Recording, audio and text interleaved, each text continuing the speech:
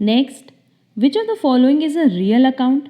अब देखो real account के लिए, that is types of accounts के लिए हमने ऑलरेडी क्लास अपलोड की हुई है।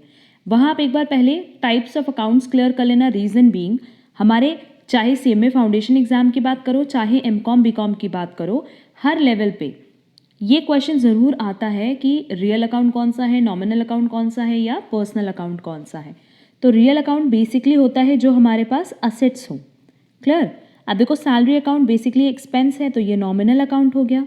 बैंक ऐसे अगर देखा जाए तो नो डाउट बैंक क्या है, असेट है, बट स्टिल इसको किस में लेते हैं, पर्सनल में। इसका हमने रीज़न भी दिया था कि बैंक अकाउंट नाम से नहीं खुलता है, किसके नाम से खुलता है, A's account, B's account and so on. तो क्योंकि ये इंडिविजुअल को रिप्रेजेंट कर रहा है तो पर्सनल अकाउंट होगा। बिल्डिंग जो कि फिक्स्ड असेट है, और गुडविल जो कि फिक्स्ड असेट है, ये दोनों ही फिक्स्ड असेट है। ये दोनों ही हमारा क्या है बेटा, रियल अकाउंट है। तो आंसर बिल्डिंग अकाउंट भी है, गुडविल अकाउंट भी है। एक्चुअली इसका करेक्ट आंसर होगा E, both C and D above। Clear. Next, tax deducted at source appears in the balance sheet. अब देखो सबसे पहले तो तुम लोग को ये पता होना चाहिए कि what is TDS, tax deducted at source. अब होता क्या है कि देखो हम सबको पता है कि हम लोग को अपनी इनकम पे टैक्स का पेमेंट करना पड़ता है, बट कई बार क्या होता है कि जो इनकम हमें मिलती है उस पे पहले से ही टैक्स डिडक्ट हो चुका होता है, या हम जब किसी को पेमेंट कर रहे होते हैं तो उसमें से कुछ पोर्शन टैक्स का निकाल लेते हैं जो हम गवर्नमेंट को जमा करते हैं, एंड वो पेमेंट आगे वाले पर्सन को कर देते हैं। अब जैसे इफ इन केस मान लो सैलरी, अगर सैलरी पे टैक्स बनेगा तो वो TDS काट करके आपको देंगे। तो इसका मतलब क्या है कि उसने सैलरी, अगर मान लो 50,000 की आपकी सैलरी है और लेट से वो 2,000 का डिडक्शन करी है टैक्स का, तो ये 2,000 वो कट करके सिर्फ आपको इन हैंड कितनी देगी, 48,000। तो 48,000 आपकी इनकम नहीं है, आपकी इनकम टोटल कितनी है, 50,000, बट आपको मिला कितना, 48,000। क्यों? क्योंकि उस पर टैक्स कटना है और टैक्स कंपनी आज ही काट करके गवर्नमेंट को जमा कर देगी। तो वो क्या कहलाता है बेटा, TDS। अब देखो इस क्वेश्चन में सिर्फ बोला है कि TDS कहाँ अपीयर करेगा बैलेंस शीट में, तो नो डाउट TDS दोनों साइड आता है, करंट एसेट में भी आता है, करंट लायबिलिटी में भी आता है। अगर मान लो हमारी इनकम में से टैक्स का डिडक्शन हुआ है, दैट इज TDS कटा है, तो वो मेरे लिए क्या है, करंट असेट है। बट अगर मान लो हमने पेमेंट करते टाइम किसी और के लिए TDS काटा, तो हमारी रिस्पॉन्सिबिलिटी थी कि वो हम गवर्नमेंट को जमा करें, और अगर वो हम डिपॉजिट नहीं कर पाए गवर्नमेंट को बेटा, तो फिर वो क्या होगा हमारे लिए, करंट लायबिलिटीज़। तो नो डाउट दोनों ही केसेस होता है कि वो लायबिलिटी साइड में भी आता है करंट लायबिलिटीज़ में, और असेट साइड में आता है अंडर करंट असेट्स में। बट अगर क्वेश्चन इस तरीके से साइलेंट है तो हम हमेशा ये मानते हैं कि हम एक कंपनी है या एक फर्म है और हमने किसी को पेमेंट की होगी, और उस पेमेंट के लिए हमने TDS डिडक्ट किया होगा जो भी हमने गवर्नमेंट को डिपॉजिट नहीं किया है। तो नो डाउट इस साल अगर नहीं भी डिपॉजिट किया तो नेक्स्ट ईयर तो ये पैसा आपको गवर्नमेंट को डिपॉजिट करना ही होगा। तो आप कहाँ दिखाओगे, on the liability sides under current liabilities, that is इसका करेक्ट आंसर होगा B. Clear.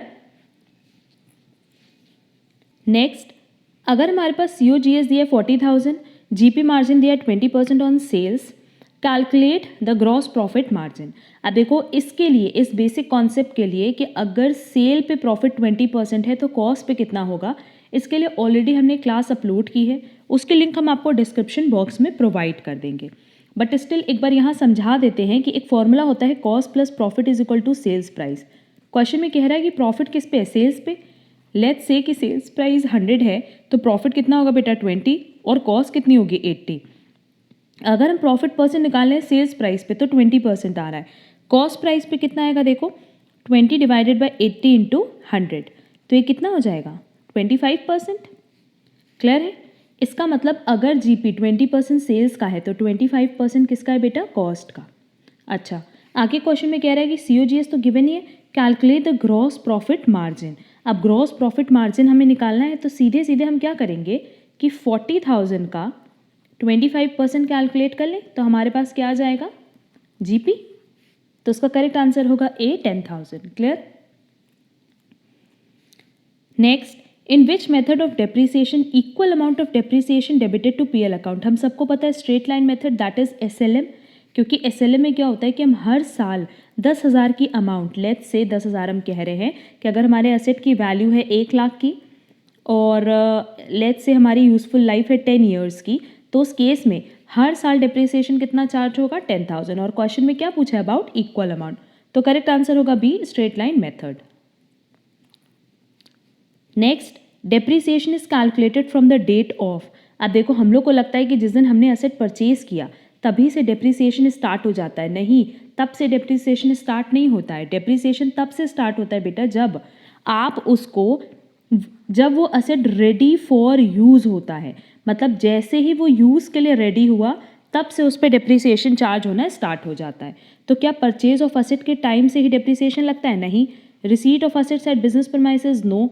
Intangible asset? No. Assets installed, that is D, जैसे ही असेट इंस्टॉल हुआ वो रेडी फॉर यूज़ हो जाएगा और जैसे ही वो रेडी फॉर यूज़ हुआ डेप्रिसिएशन उसी डेट से कैलकुलेट होना स्टार्ट हो जाएगा। तो इसका करेक्ट आंसर होगा डी।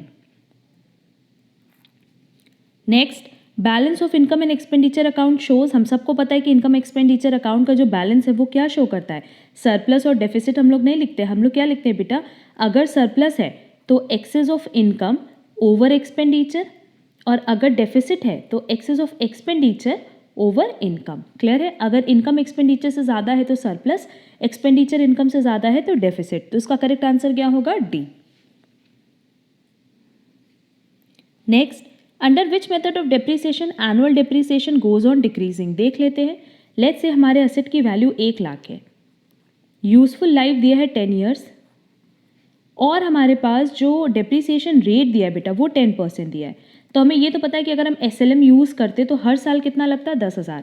अब चलो हम लोग WDV that is reducing balance method apply करके देख लेते हैं कि अगर 1 लाख की वैल्यू है, 10% डेप्रिसिएशन मतलब इसका 10,000 हो गया, तो हमारे पास रिटन डाउन वैल्यू कितनी बची? 90,000। अब अगले साल आप डेप्रिसिएशन किस पे दोगे? 90,000 पे। 90,000 पे 10% कितना आएगा? 9,000। तो आपके पास बैलेंस कितना बचेगा? 81,000। 81,000 पे अब आप कितना डेप्रिसिएशन दोगे? 8100। तो ये एग्जाम्पल हमने इसलिए बताया कि देखो डेप्रिसिएशन पहले 10,000 लगा, फिर 9,000, फिर 8100। तो हमारा एनुअल डेप्रिसिएशन क्या हो रहा है? डिक्रीज हो रहा है हर साल, है ना? और यही हमसे क्वेश्चन में पूछा था। तो हमारा करेक्ट आंसर होगा बेटा a reducing balance method.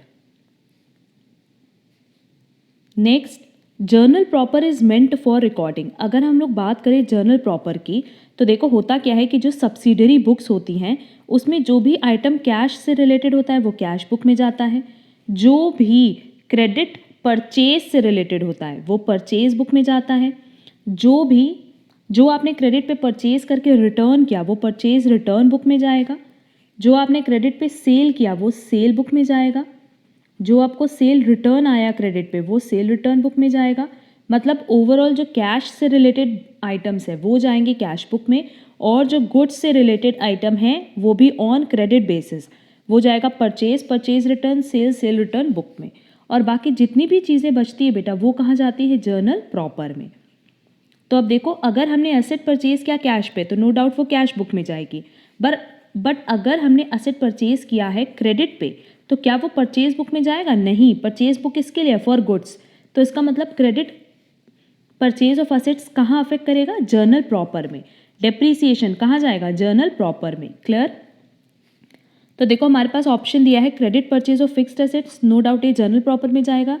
Return of goods, अगर हम लोग बात कर रहे हैं रिटर्न ऑफ गुड्स की तो हमने पहले ही बताया कि अगर गुड्स रिटर्न कर रहे हैं तो वो कहाँ जाएगा? परचेज रिटर्न बुक्स में। क्यों? क्योंकि नो डाउट ये जो रिटर्न हो रहा है ये उसी गुड्स का होगा जो क्रेडिट परचेज हुआ होगा। All such transactions for which no special journal has been kept by the business, none of these. But obvious A कह रहा है जर्नल प्रॉपर में क्या चीज़ रिकॉर्ड होगी? Credit purchase of fixed assets. Clear है? Next which of the following is to be called product cost. अब देखो अगर प्रोडक्ट कॉस्ट की बात करें बेटा तो प्रोडक्ट कॉस्ट मतलब मैन्युफैक्चरिंग कॉस्ट भी होता है या हम कह सकते हैं कि वर्क कॉस्ट भी होगा। तो इसका मतलब हमारे पास prime cost, direct material, direct labour, direct expenses, इन तीनों को ऐड करके क्या आता है? प्राइम कॉस्ट आता है। और प्राइम कॉस्ट में जब हम फैक्ट्री ओवरहेड ऐड करते हैं तो हमारे पास आता है फैक्ट्री कॉस्ट आता है। तो ये जो फैक्ट्री कॉस्ट है इसी को हम प्रोडक्ट कॉस्ट या मैन्युफैक्चरिंग कॉस्ट भी बोल सकते हैं। तो हमारे पास ऑप्शन में दिया है fixed overhead cost, labour cost, material cost, all of the given options. तो इसका करेक्ट आंसर होगा D, all of the given options. क्योंकि ये दोनों मिला के तो प्राइम कॉस्ट आएगा, और इस प्राइम कॉस्ट में जब हम फिक्स्ड ओवरहेड ऐड कर देंगे तो हमारे पास आ जाएगा factory cost. Clear? Next, when calculating the due date of the bill how many days are added as days of grace. हम सबको पता है 3 दिन का ग्रेस डेज अलाउ किया जाता है। Next, in case of depreciable assets are revalued the provision for depreciation is based on. अब देखो कह रहा है कि जिस एसेट पे डेप्रिसिएशन लग रहा है अगर हम उसको रीवैल्यू कर दें तो प्रोविजन ऑफ डेप्रिसिएशन मतलब अब इस साल का जो प्रोविजन बनेगा डेप्रिसिएशन का वो किस पे बेस्ड होगा। अब लेट्स से अगर हमारे एसेट की वैल्यू है 1 लाख और उसकी यूजफुल लाइफ है 10 ईयर्स, तो आप depreciation let's say SLM method use कर रहे हो तो आप 10,000 डेप्रिसिएशन दोगे। अब 2 साल बाद इस एसेट की वैल्यू कितनी हो जाएगी, 20,000 का डेप्रिसिएशन लगने के बाद वैल्यू हो जाएगी 80,000। क्लियर?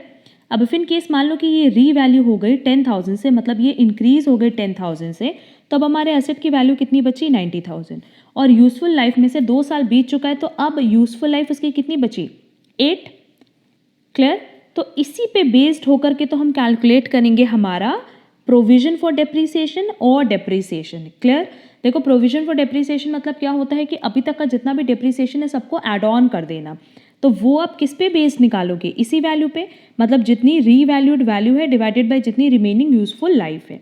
तो इसका करेक्ट आंसर होगा A, the revalued amount over the estimate of the remaining useful life of such asset. Clear? Next, C and D entered into joint venture. D gives rupees 50,000 to C, to which account this transaction will be recorded in the books of D. D की book में ये entry कहाँ record होगी, जब D पैसा दे रहा है तो एंट्री क्या होगी, C account debit to cash account.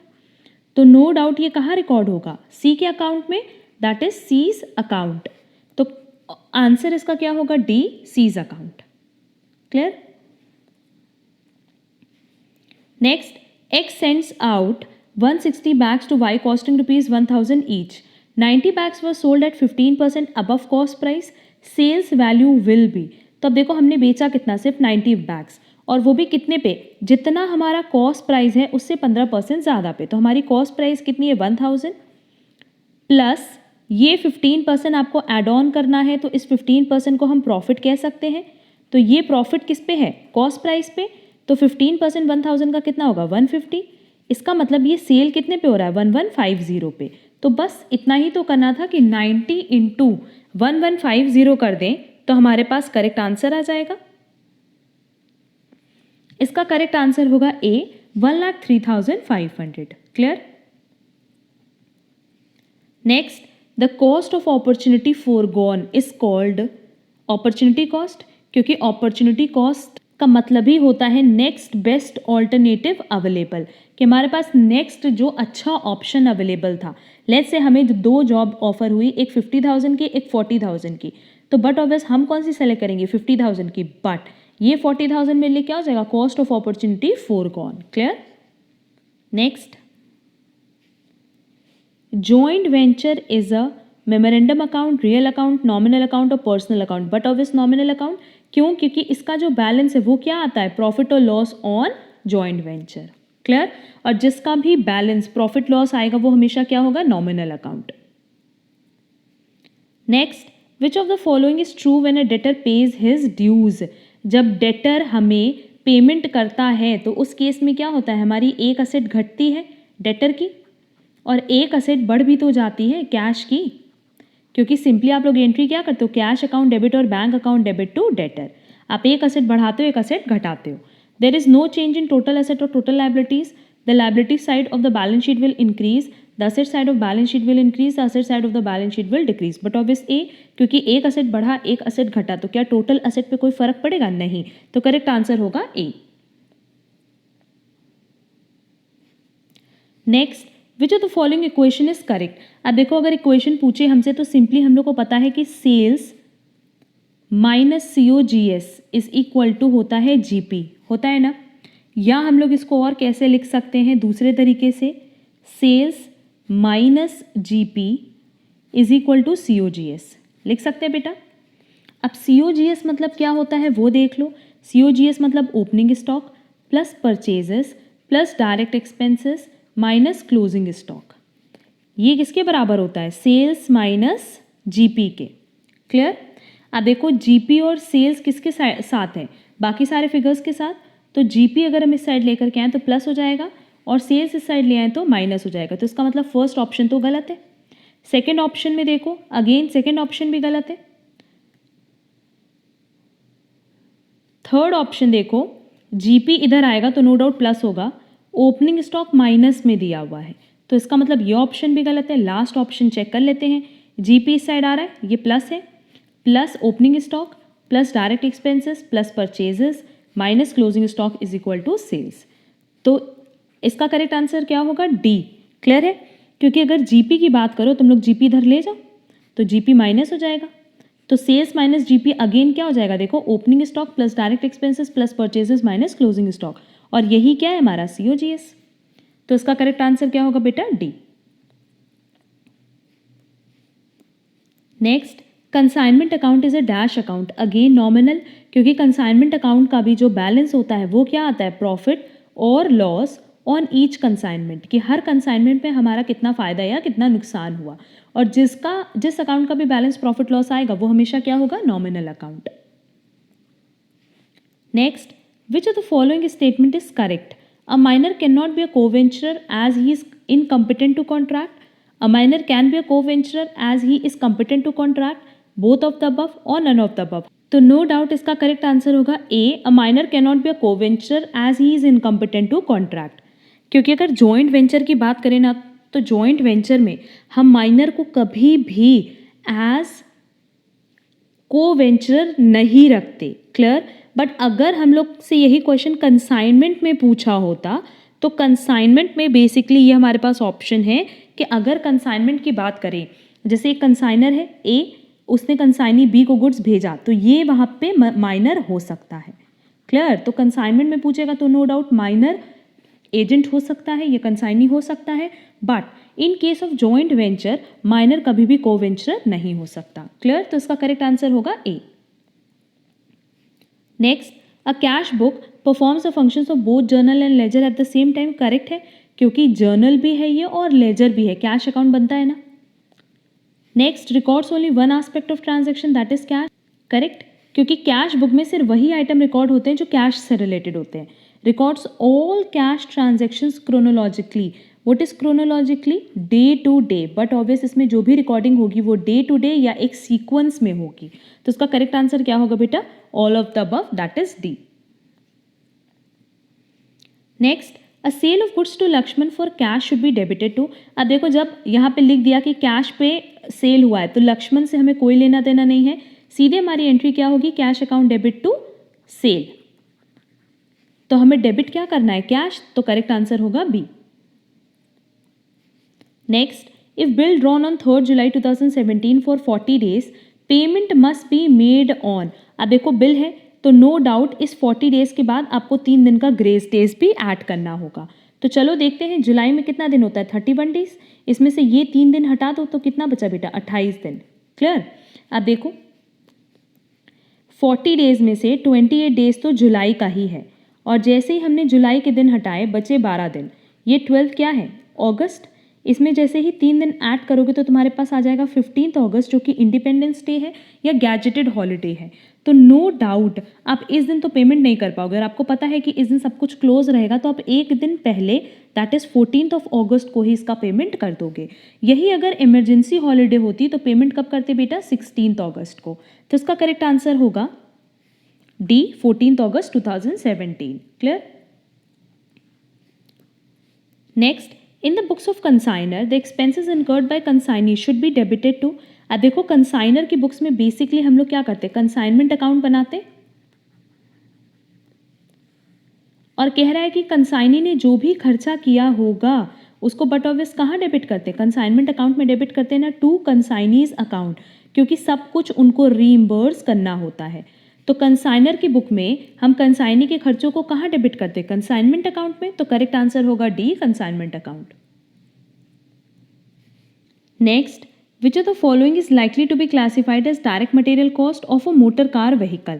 The cost of the quality operation on the finished car wheels, the cost of operating the raw material stores in the factory, the metal use to manufacture one of the tools used in the car wheel factory और the metal used to manufacture it. इसका correct answer होगा D, the metal use to manufacture it. जो metal आप use कर रहे हो car wheel को बनाने में, वही तो उसके लिए रॉ मटेरियल होगा, that is direct material cost होगा। तो करेक्ट आंसर होगा D. Next, on the dispatch of goods the entry of in the books of consignee would be on the dispatch of goods. Dispatch मतलब भेजने की बात कर रहा है। The entry in the books of consignee would be consignment account will be debited and the goods sent on consignment account will be credited. Consignment account debit and consignee account credit. No entry, none of the above. अब देखो हमसे यहाँ पे consignor नहीं पूछा है बेटा। अगर कंसाइनर पूछा होता कि कंसाइनर की बुक्स में डिस्पैच ऑफ गुड्स की एंट्री क्या होगी, तो तुम लोग क्या बताते? Consignment account debit to goods sent on consignment, यही एंट्री करते हो तुम लोग, मतलब तब उसका करेक्ट आंसर होता ए। बट क्वेश्चन देखो ट्विस्ट किया, यहाँ पे कंसाइनी पूछा है, तो जब गुड्स डिस्पैच होता है, भेजा जाता है, तो कंसाइनी अपनी बुक्स में कोई एंट्री करता ही नहीं है। तो करेक्ट आंसर क्या होगा? C, no entry. Next, under which of the following situations no journal entry is passed in the books of drawer. Drawer की बुक में जर्नल एंट्री कब पास नहीं होगी? देखते हैं। When a discounted bill is honoured by the drawee on the due date, when a bill is sent to the bank for collection, when a bill is renewed and at the request of the drawee, when a debtor accepts a bill drawn by the drawer. But obvious, इन तीनों case में तो drawer की book में entry होगी। But first case में देखो, अगर drawer ने बिल डिस्काउंट करा लिया, किससे? बैंक से डिस्काउंट करा लिया, तो अब बिल किसके पास है? बैंक के पास। और ड्यू डेट पे अगर ड्रॉई पेमेंट कर रहा है, तो पेमेंट किसको करेगा? बैंक को करेगा। तो उस केस में ड्रॉवर अपनी बुक्स में कोई भी एंट्री पास नहीं करेगा, बट बाकी तीनों ही सिचुएशन में उसको अपनी बुक्स में एंट्री पास करनी होगी। तो उसका करेक्ट आंसर होगा A, when a bill discounted is honoured by the drawee on the due date. अब यहाँ पे अगर डिसऑनर्ड बोलता तो नो डाउट उस केस में भी ड्रॉवर की बुक्स में एंट्री पास होती। Clear? Next, to convert the accounts prepared on cash system of accounting into mercantile system of accounting, which of these adjustments is not necessary? Distinction between revenue and capital expenditure on income, adjustments of outstanding expenses and income statement, adjustment of prepaid expenses and income received in advance, reconciliation of cash with bank. But obviously, क्योंकि देखो question में हमसे पूछ रहा है कि अगर अभी तक हम कैश सिस्टम या कैश बेसिस पे बुक्स बना रहे थे और अब mercantile that is accrual basis पे बुक्स बनाएंगे, तो रेवेन्यू कैपिटल तो तब भी चाहिए, क्योंकि रेवेन्यू आइटम रिकॉर्ड होगा कहाँ? पीएल में, और कैपिटल आइटम रिकॉर्ड होगा बैलेंस शीट में। जितनी भी एडजस्टमेंट है आउटस्टैंडिंग एक्सपेंसेस और इनकम की, वो भी चाहिए। प्रीपेड और इनकम रिसीव्ड की भी चाहिए। क्यों? क्योंकि आउटस्टैंडिंग, अक्रूड, प्रीपेड और अनअक्रूड कब अराइज होता है? जब हम अक्रूअल कंसेप्ट फॉलो करते हैं। Clear? Revenue and capital item तो वैसे भी डिस्टिंग्विश होगा, क्योंकि रेवेन्यू आइटम जाता है ट्रेडिंग पीएल में और कैपिटल आइटम जाता है बेटा बैलेंस शीट में। बट अगर बोले reconciliation of cash with bank, तो इसकी तो कोई ज़रूरत नहीं है। किस केस में? जब हम कैश सिस्टम को कन्वर्ट करते हैं मर्केंटाइल सिस्टम में। तो करेक्ट आंसर होगा D. Next, from the following details estimate the capital on 1/4/2019। जब हमारे पास क्लोजिंग कैपिटल दिया है, ड्रॉइंग दिया है, प्रॉफिट दिया है, तो देखो फॉर्मूला क्या है? Opening capital plus net profit minus drawings is equal to closing capital. ये फॉर्मूला है बेटा। अब देखो जो जो फिगर दी है वो पुट कर देते हैं। तो क्लोजिंग कैपिटल दिया है 2,40,000, प्रॉफिट भी दिया हुआ है हमारे पास कितना? 25,000, और ड्रॉइंग्स कितना दिया है? 20,000। बट हमारे पास ओपनिंग कैपिटल नहीं दिया है। कोई बात नहीं, तो अब हम प्रॉफिट को क्लोजिंग कैपिटल में माइनस कर देंगे और ड्रॉइंग्स को ऐड कर देंगे। तो इससे हमारा ओपनिंग कैपिटल आ जाएगा, जो कि आएगा D, 2,35,000। Clear? Next, if actual bad debts are more than the provision for bad debts then there will be a. Question में कह रहा है कि अगर एक्चुअल बैड डेट्स किससे ज़्यादा है? प्रोविजन फॉर बैड डेट्स से। तो उस केस में क्या होगा? Credit balance of provision for bad debts account, debit balance of provision for bad debts account, debit balance of bad debt accounts, debit balance of discount on debtors account. तो देखो question में हमसे कह रहा है कि अगर एक्चुअल बैड डेट ज़्यादा है किससे? प्रोविजन फॉर बैड डेट से। प्रोविजन फॉर बैड डेट क्यों बनाया जाता है बेटा? बैड डेट्स के लिए ही। अगर हम इस साल प्रोविजन बना रहे हैं तो हम ये प्रोविजन क्यों बनाते हैं? नेक्स्ट ईयर के लिए, कि हमें उम्मीद होती है कि इतना पैसा हमारा डूबेगा। क्लियर? अब क्वेश्चन में कह रहा है कि लेट्स से हमने प्रोविजन बनाया 10,000 का, बट जो हमारा इस साल बैड डेट हुआ वो हो गया 12,000 का। तो उस केस में होगा क्या कि जो प्रोविजन फॉर बैड डेट है बेसिकली इसका क्रेडिट बैलेंस होता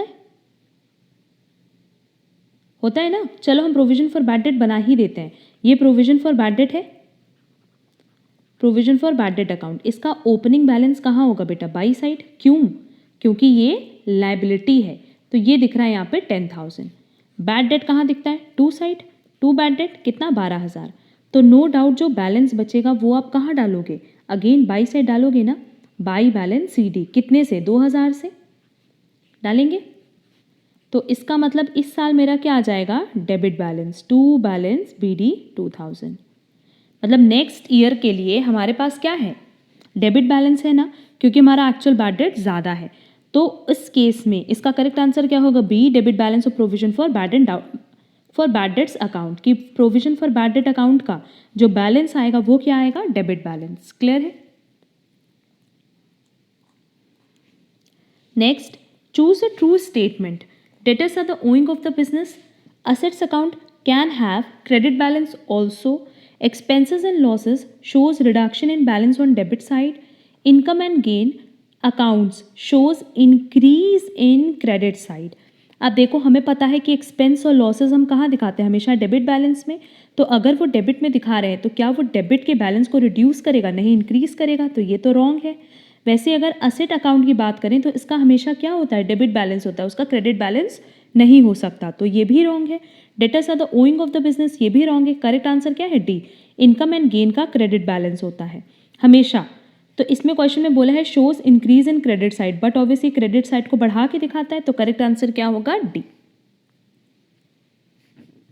next, subscriptions received in cash during the year ₹5,000. Amount received in advance for the next year is 300. Amount outstanding for current year was ₹400. The amount to be credited to income and expenditure account is। अब देखो बहुत बार तुम लोग को subscription में बहुत दिक्कत होती है। सब्सक्रिप्शन अकाउंट में हम देखें बच्चों को नहीं समझ में आता कि आउटस्टैंडिंग का क्या एडजस्टमेंट करना है और एडवांस का क्या एडजस्टमेंट करना है। इसके लिए हमने एक डिटेल डिस्कशन क्लास डाली हुई है रिलेटेड टू एनपीओ, जहां हमने पूरा सब्सक्रिप्शन का टॉपिक क्लैरिफाई किया है। तो उसकी लिंक हम आपको डिस्क्रिप्शन बॉक्स में प्रोवाइड कर देंगे। फिलहाल हम इतना बता देते हैं कि जो कैश में रिसीव होता है subscription, that is receipt and payment account में जो फिगर होती है उसमें हम क्लोजिंग आउटस्टैंडिंग ऐड करते हैं, ओपनिंग आउटस्टैंडिंग लेस करते हैं। ओपनिंग एडवांस ऐड करते हैं, क्लोजिंग एडवांस लेस करते हैं। तो सब्सक्रिप्शन हमारे पास कितना है बेटा? 5,000 है। आगे क्वेश्चन में कह रहा है कि हमने एडवांस पैसा रिसीव किया है 300। तो नो डाउट ये किस तरह का एडवांस है? Closing advance. तो 300 क्या करेंगे? माइनस कर देंगे। And amount outstanding for current year was ₹400। तो current year that is closing outstanding कितना है? 400। बस, बाकी मेरे पास फिगर दी नहीं है, तो इसका करेक्ट आंसर क्या हो जाएगा? बी, 5,100। और इस 5,100 को हम कहाँ दिखाएंगे? इनकम एक्सपेंडिचर अकाउंट में। Next, which of these is not an operating income. अब देखो ऑपरेटिंग इनकम मतलब क्या है? लेट्स से हमारा बिजनेस है फर्नीचर खरीद करके फर्नीचर को सेल कर देने का। क्लियर? या फिर मान लो गुड्स खरीद करके गुड्स सेल करने का, ये हमारा बिजनेस है। तो इससे रिलेटेड जो भी इनकम एक्सपेंस है वो तो ऑपरेटिंग मानी जाएगी। बट इफ़ इन केस मान लो गुड्स खरीदने बेचने के अलावा हमारे पास कोई असेट था जो बेकार हो गया, वो हमने मार्केट में सेल करके इनकम अर्न की, तो वो मेरे लिए अब नॉर्मल प्रॉफिट है। मतलब वो नॉर्मल नहीं है, वो ऑपरेटिंग नहीं है, बल्कि हम उसको क्या बोलते हैं बेटा? Non operating. क्लियर? तो देखो ऑप्शन में हमारे पास क्या क्या दिया है? Income from sale of trading goods, ये तो ऑपरेटिंग इनकम है क्योंकि यही तो बिजनेस हम कर रहे हैं। बैड डेट्स रिकवर्ड, ये भी हम ऑपरेटिंग बिजनेस से ही रिलेटेड है, क्योंकि अगर हमने किसी को क्रेडिट सेल दिया है, मतलब किसी को क्रेडिट सेल किया है गुड्स का, उसी से तो बैड डेट्स होता है और उसी से बैड डेट रिकवर्ड भी होता है। बट इंटरेस्ट ऑन एफडीज, मतलब हमने बैंक में जो पैसा रखा है वहाँ से भी हमें इंटरेस्ट मिल रहा है हमारे बिजनेस में। तो क्या ये हमारा ऑपरेटिंग बिजनेस है? क्या ये बिजनेस हम कर रहे हैं? नहीं, हम ये बिजनेस नहीं कर रहे हैं। तो हमारे लिए इंटरेस्ट ऑन एफडीज ये नॉन ऑपरेटिंग इनकम है, that is it is not an operating income. Next, legacies should be treated as। अब देखो लीगेसीज मतलब हमने पहले भी बताया हुआ है पहले के सेशंस में भी कि लीगेसीज मतलब होता है कि इफ़ इन केस मान लो मेरी डेथ हो जाती है और हम अपनी विल में लिख के जाते हैं कि हमारे नाम पे जो भी प्रॉपर्टी है, जो भी कैश है, जो भी प्रॉपर्टी है बेसिकली, वो हम पूरी तरीके से डोनेट करके जा रहे हैं। तो ये किसी ना किसी नॉन प्रॉफिट ऑर्गेनाइजेशन को करके जाएंगे। तो ये नॉन प्रॉफिट ऑर्गेनाइजेशन के लिए नो डाउट रिसीट है, और क्योंकि ये वन टाइम रिसीट होती है और ये बेसिकली वो रखते नहीं हैं, वो कहीं ना कहीं इन्वेस्ट कर देते हैं। तो इसको हम लोग हमेशा कहाँ दिखाते हैं? बैलेंस शीट में दिखाते हैं, लाइबिलिटी साइड लीगेसीज के नाम से। तो नो डाउट ये लाइबिलिटी हो सकती है, कैपिटल रिसीट हो सकती है, बट क्या ये रेवेन्यू रिसीट हो सकती है? नहीं हो सकती है। तो हमसे पूछा है legacies should be treated as capital receipt, liability, revenue receipt और नन ऑफ दीज। तो आप लाइबिलिटी दिखा दो, क्योंकि अगर आपने लाइबिलिटी दिखाया तो ऑटोमेटिकली वो कैपिटल रिसीट तो हो ही जाएगा। बट इसका करेक्ट आंसर क्या है? A as well as B. Clear? Next, which of the following is are the features of a receipt and payment account.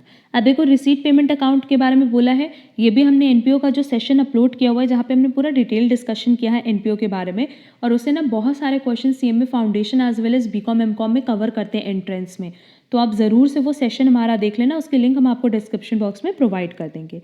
It starts with the opening balance of cash in bank, correct है। Entries are made on cash basis, ये भी correct है, both A and B. तो इसका correct answer क्या होगा? सी।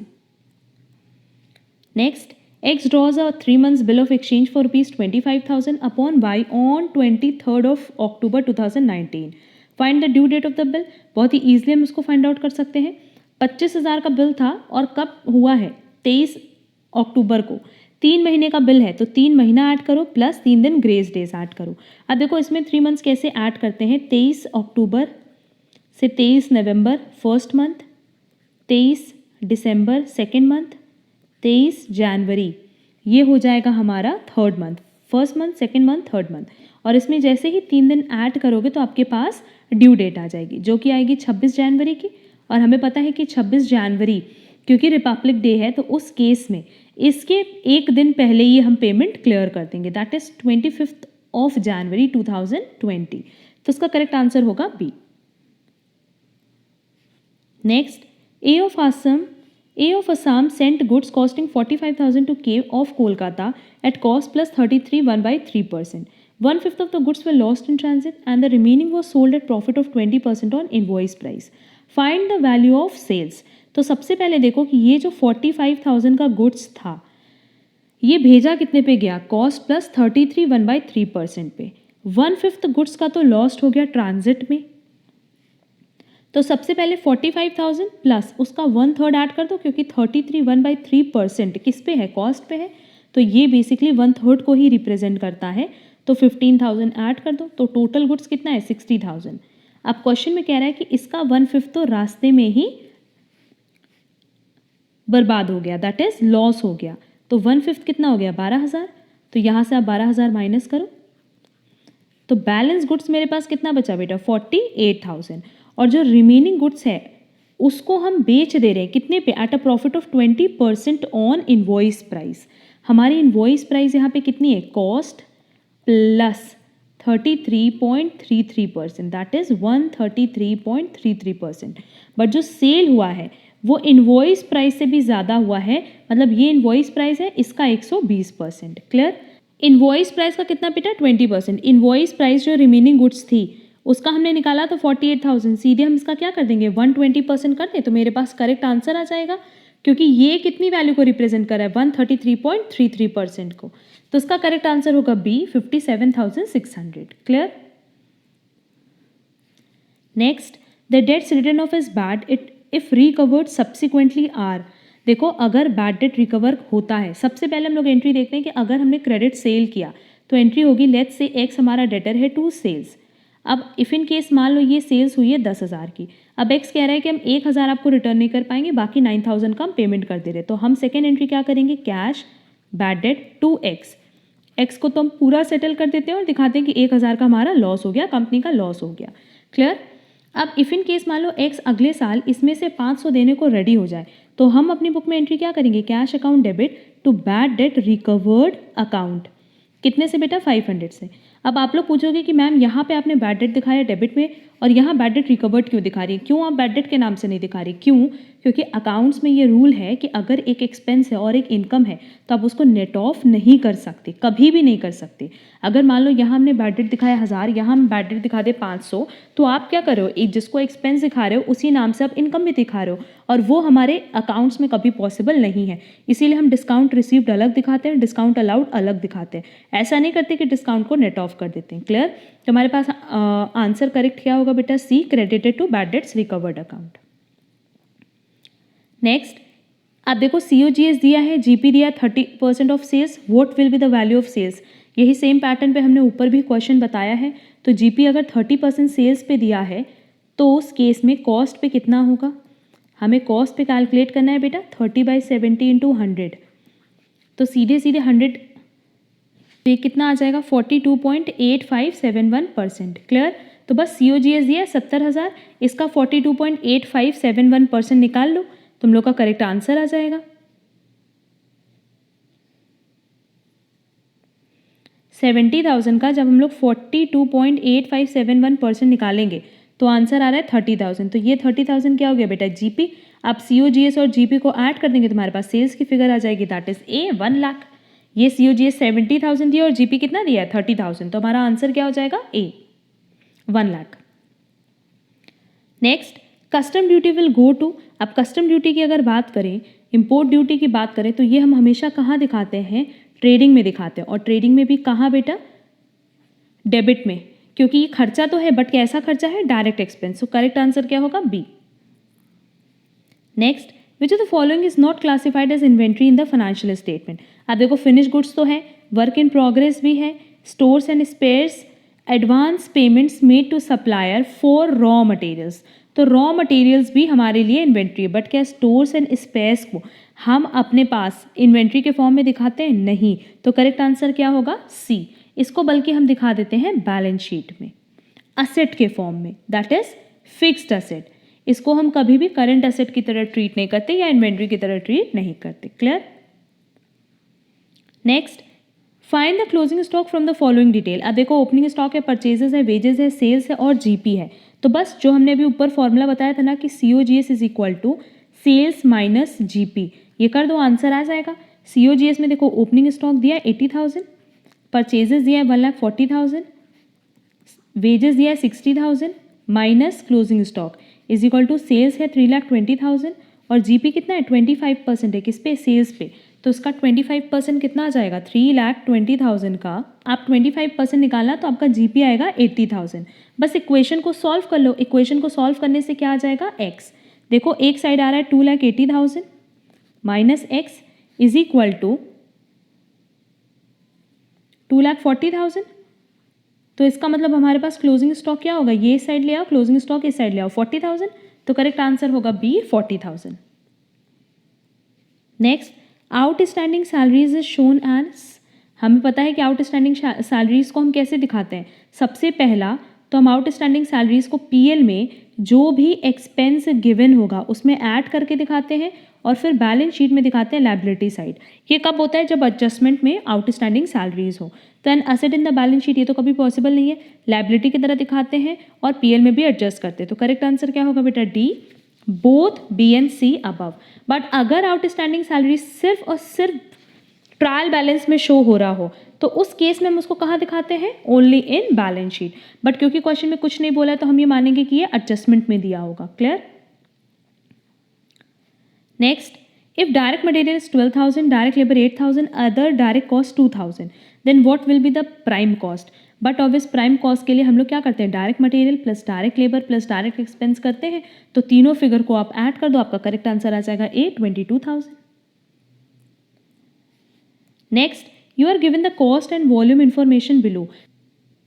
Volume cost 1 unit दी है 15 रुपये, 10 यूनिट की दी है 150, 100 यूनिट की दी है 1500। What type of a cost is given. अब देखो, एक यूनिट की कॉस्ट कितनी है बेटा? 15 रुपये। यहाँ पे 10 यूनिट की कॉस्ट कितनी है? 150। तो 150 डिवाइडेड बाय 10 करेंगे तब भी कितना आएगा? 15 रुपये। और 1500 डिवाइडेड बाय 100 करेंगे तब भी कितना आएगा? 15 रुपये। मतलब पर यूनिट आपकी जो कॉस्ट है वो फिक्स है। तो ऐसी कॉस्ट को हम क्या कहते हैं, वेरिएबल कॉस्ट पर यूनिट। जितनी जितनी यूनिट्स आपकी इंक्रीज होती जाएगी वैसे वैसे आपका कॉस्ट इंक्रीज होता जाएगा। या हम कह सकते हैं कि कॉस्ट पर यूनिट फिक्स होता है, कहाँ, वेरिएबल कॉस्ट में। तो करेक्ट आंसर होगा C, variable cost. Next, when a bills receivable is endorsed by the drawer, what entry is passed by the drawee? अगर ड्रॉवर इंडोर्स कर रहा है तो अपनी बुक्स में एंट्री कौन करेगा, ड्रॉवर। ड्रॉई को तो उस एंट्री से कोई मतलब ही नहीं होगा, क्योंकि ड्रॉई को सिर्फ इससे मतलब होता है कि जिस दिन मैच्योरिटी डेट होती है उस दिन उसको पेमेंट करना होता है बिल का। क्लियर? तो ड्रॉई अपनी बुक में कोई एंट्री नहीं करेगा, तो करेक्ट आंसर होगा A, no entry at all. Next, which one of the following item is excluded from cost accounts? Cash discount, interest on debenture, income tax, all of the above, but obvious all of the above, क्योंकि ये सारी financial accounts, that is जब हम लोग trading PL बनाते हैं तब तो इसको शो करते हैं, बट क्या कॉस्ट अकाउंट्स या कॉस्ट शीट में कहीं भी शो करते हैं? नहीं, ये कहीं पे भी शो नहीं करते। Clear? Next, which of the following CS is related to pollution control cost, but obvious CS 14? Next, dash costing is used in construction industry. Contract costing, that is C. Next, closing stock appearing in the trial balance is shown in, अब देखो अगर वो with in trial balance है तो हम क्या मानते हैं कि जो हमारे पास परचेजेस है उसमें ऑलरेडी वो एडजस्ट हो चुका होगा, तो उसको हम परचेजेस नहीं एडजस्टेड परचेजेस कहते हैं, जो opening stock plus purchases minus closing stock को रिप्रेजेंट करता है। क्लियर? तो उस केस में हम क्लोजिंग स्टॉक को सिर्फ कहाँ दिखाते हैं, बैलेंस शीट में। बट अगर यही विद इन ट्रायल बैलेंस नहीं होता तो उसको ट्रेडिंग में भी दिखाते, बैलेंस शीट में भी दिखाते। क्लियर? तो उसका करेक्ट आंसर होगा B, balance sheet only. Next, subscription received during the year is 1,80,000, subscription outstanding at the end of year is 20,000, subscription received in advance at the end of the year is 10,000। Same pattern पे हमने ऊपर question देखा था, तो इस 1,80,000 में 20,000 add करेंगे और 10,000 माइनस कर देंगे, तो हमारा करेक्ट आंसर आएगा D, 1,90,000। Next, cost are classified into fix cost, variable cost and semi variable cost. It is known as, but obviously classification किसकी वजह से, चेंजिंग एक्टिविटी और वॉल्यूम, दैट इज इसका करेक्ट आंसर होगा B, classification according to changing activity और volume. और बाकी सबका डिस्कशन भी हम किसी न किसी क्लास में ज़रूर करेंगे, क्योंकि सब पे हमने क्वेश्चन इंक्लूड किया है। Next, negotiable instrument act was enacted in 1881, that is B. Next, prime cost plus factory overheads is known as, इसको हम वर्क कॉस्ट भी बोलते हैं, फैक्ट्री कॉस्ट भी बोलते हैं, तो करेक्ट आंसर होगा D, both B and C. Next, prime cost में बी करेक्टली टर्म्ड एज, अगर हम प्राइम कॉस्ट की बात करें तो जितने भी डायरेक्ट एक्सपेंसेस होते हैं ना बेटा, ये सब इसमें इंक्लूड होते हैं। The sum of the large cost in product cost, the total cost incurred in producing a finished unit, the sum of all direct material and labor cost excluding all other cost, the total of all cost item which can be directly charged to product unit। but obviously क्योंकि जो directly charged हैं उनको हम कहाँ include करते हैं, prime cost में, क्योंकि इसमें डायरेक्ट मटेरियल भी लेते हैं, डायरेक्ट लेबर भी लेते हैं और डायरेक्ट एक्सपेंसेस भी लेते हैं। Clear? Next, a company makes one product which has variable manufacturing cost is इतना and variable selling and administrative cost is इतना। फिक्स मैन्युफैक्चरिंग कॉस्ट दिया हुआ है पर मंथ और fix selling and administration cost दिया है per month. The company wants to earn an average monthly profit of ₹15,000 and they expect to produce and sell an average of 40,000 units of the product per month. What is the minimum selling price management can be expected to set their profitability goals. आप ये वाला formula use करना जो हम लोग करते हैं ना, सेल्स में से जब हम लोग वेरिएबल कॉस्ट माइनस करते हैं तो क्या आता है, कॉन्ट्रीब्यूशन, उसमें से फिक्स कॉस्ट माइनस करते हैं तो हमारे पास क्या आता है, प्रॉफिट। यही है ना? अब देखो क्वेश्चन में हमारे पास ऑलरेडी प्रॉफिट गिवन है, ये कितना दिया हुआ है 15,000, और फिक्स कॉस्ट भी अगर देखो तो फिक्स कॉस्ट भी 42,300 प्लस 29,900 दिया है, तो इन दोनों को ऐड करके कॉन्ट्रीब्यूशन आ जाएगा। आगे क्वेश्चन में हमारे पास ये दिया हुआ है कि हम कितना सेल करना चाहते हैं, 40,000 यूनिट्स अगर हम सेल करना चाहते हैं तो वेरिएबल कॉस्ट भी तो आ जाएगा 40,000 इनटू, क्योंकि जितना बना रहे हैं उतना ही बेच भी रहे हैं, 3.25 प्लस 1.17, तो उस केस में जो बैलेंसिंग फिगर है वो क्या आ जाएगा बेटा, सेल्स। तो चलो इसको सॉल्व करके देख लेते हैं पहले कि fix cost plus profit is equal to contribution, और फिक्स कॉस्ट हम सीधे सीधे इन दोनों को ऐड करें 42,300 प्लस 29,900 कितना हो जाएगा ये आएगा 72,200 और प्रॉफिट कितना दिया है बेटा 15,000 दिया है। तो इसका मतलब हमारा कंट्रीब्यूशन कितना हो जाएगा 87,200। क्लियर। अब देखो कंट्रीब्यूशन प्लस वेरिएबल कॉस्ट अगर हम कर दें तो हमारे पास सेल्स आ जाएगा। कंट्रीब्यूशन हमने कैलकुलेट किया 87,200 और वेरिएबल कॉस्ट हम इजीली कैलकुलेट कर सकते हैं क्योंकि 40,000 यूनिट्स दिया है और हमें पता है कि वेरिएबल कॉस्ट कैसे बढ़ता है यूनिट वाइज। तो पर यूनिट दिया है 3.25 प्लस 1.17। अब आप लोग बोलोगे मैम इन दोनों को ऐड क्यों करें, एक तो मैन्युफैक्चरिंग पे एक सेलिंग पे, क्योंकि हमने जितना बनाया है उतना ही बेचा भी है। तो यहाँ हम सीधे लिख रहे हैं 3.25 प्लस 1.17। इसको सॉल्व करते ही जो वैल्यू आएगी वो किसकी आएगी, सेल्स की।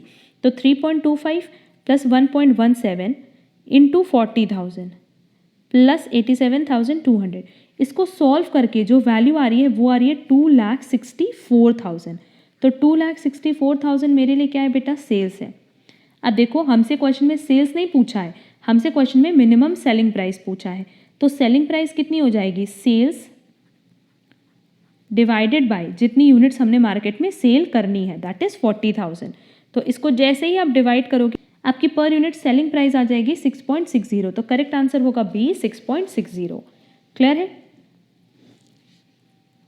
And last the consignor is हमें पता है कि कंसाइनर कौन है, प्रिंसिपल, क्योंकि कंसाइनर और कंसाइनी के बीच में रिलेशनशिप कैसा होता है, प्रिंसिपल एजेंट का। इसी का सारा रिस्क होता है, रीजन बिंग यही ओनर होता है तब तक जब तक ये मार्केट में गुड्स सेल ना कर दे। कंसाइनर सिर्फ गुड्स सेंड करता है, कंसाइनी को सेल नहीं करता। तो ये प्रिंसिपल है, ये एजेंट है। तो करेक्ट आंसर क्या होगा बेटा, ए प्रिंसिपल। अब देखो यहाँ पे हमने ये पूरे 100 क्वेश्चंस कंप्लीट कर लिए।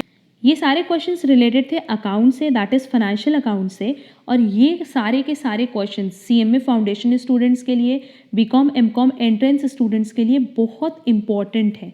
यही इन्हीं क्वेश्चंस में से आप देखोगे ना तो एग्जाम में क्वेश्चन रिपीट करता है। और इस तरह की हम अभी एटलीस्ट आप लोगों को 5 शीट तो सॉल्व करवाएंगे जहां हम लोग एटलीस्ट 500 क्वेश्चंस कवर कर लेंगे related to financial accounts. Clear. अगर आज के किसी भी क्वेश्चन में आपको कोई भी प्रॉब्लम होगा तो आप कमेंट बॉक्स में कमेंट ज़रूर करना। और आप किसी भी यूनिवर्सिटी के एंट्रेंस के लिए प्रिपरेशन कर रहे हो either related to BCom MCom, तो आपके लिए ये सारे क्वेश्चंस बहुत रेलेवेंट है। हम अपनी नेक्स्ट क्लास बहुत जल्दी अपलोड करेंगे। आज के लिए बस इतना। Thank you so much.